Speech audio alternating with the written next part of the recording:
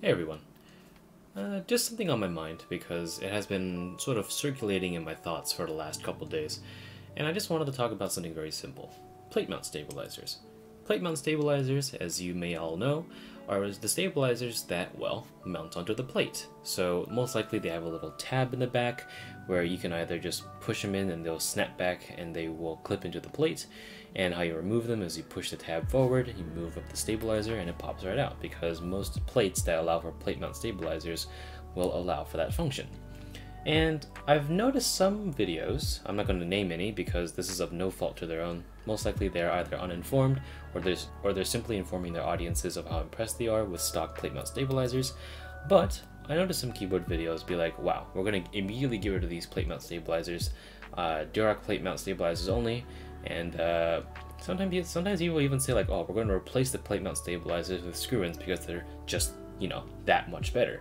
And I kind of really don't agree with that statement, because stabilizers, well, minus one type, are as good as you make them out to be.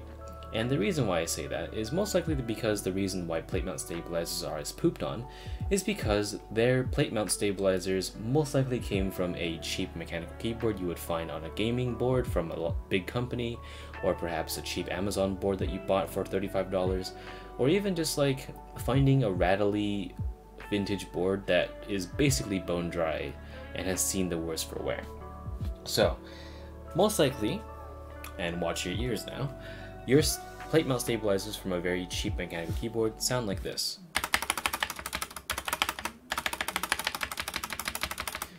Now, I'm sorry for you to have experienced that audio gore, but I'm pretty sure this is the reason why people think plate mount stabilizers are bad. But I'd like to prove you wrong. And by all means, I have boards myself that actually do have plate mount stabilizers. As you can see here, this is my scuffed as fuck Polaris 75. It has a bunch of switches in there that I actually forgot the names of. This button doesn't work. But the one claim to fame in terms of my collection is that these are the best stabilizers I have in my entire collection. My spacebar and my enter key are the ones that I managed to perfect the stabilizers for, because the plate is too thick. And what ended up happening is that they actually ended up blocking like any PCB mount or screw-in stabilizers. And I decided to go with plate mount because the plate actually allowed for them. I was like, ah, screw it, I might as well make it work. And lo and behold, they are the genuine best stabilizers I have in my entire collection. Take a listen.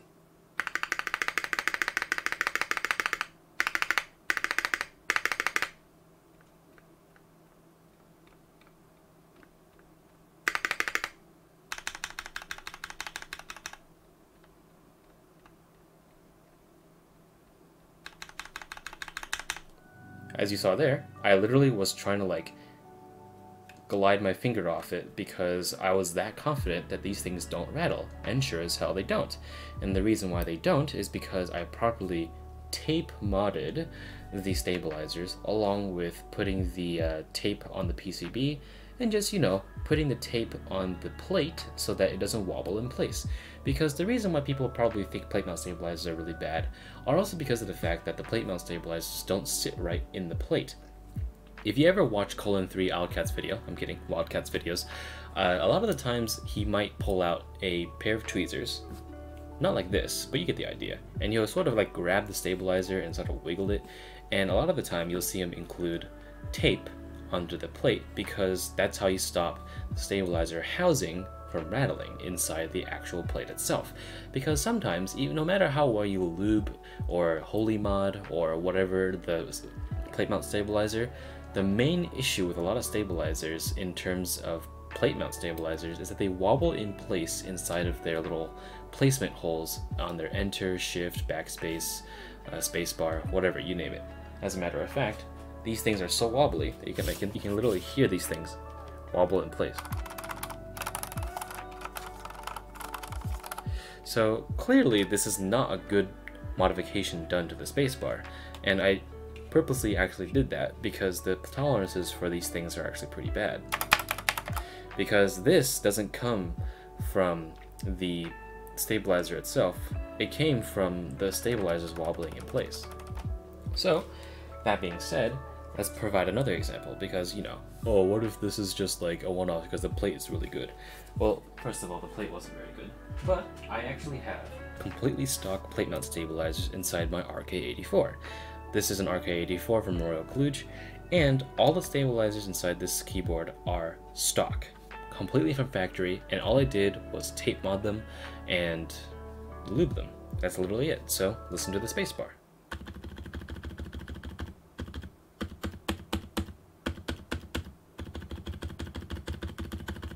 It's really good.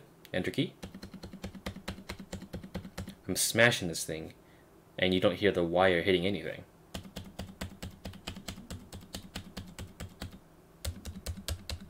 The left shift is scuffed though. It ticks on the right. But considering everything else, sounds pretty damn good to me. And again, these are plate mount stabilizers, but the reason why they're good is because I made them to be good. I know some stabilizers are kind of like not worth saving anymore. I know that sometimes like QC really doesn't catch those things and there's just like no point in trying to save them, which I understand. But I think that plate mount stabilizers are kind of, well, mistreated. Because, like I said, stabilizers are only good as you make them out to be. I could buy the most expensive Durock V2 stabilizers, and if I don't pretend to them properly, they won't sound good.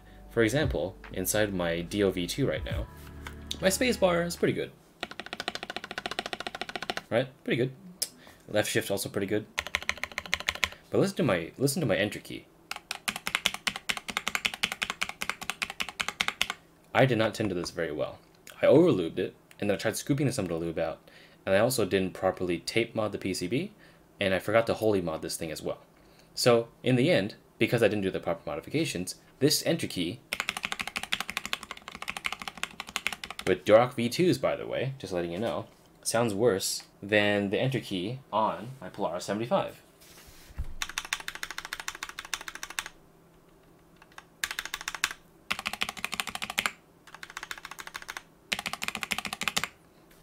So the point of the video, I don't even know why I'm making this video anymore because it's already past the 7-minute mark, but point is, don't always let plate mount stabilizers phase you, and I would always suggest, even if you want to buy some Durock or whatever aftermarket plate mount stabilizers from a trusted brand, before you make that purchase, even though they're cheap, right, try modifying the stabilizers yourself, because chances are they're not as bad as you think.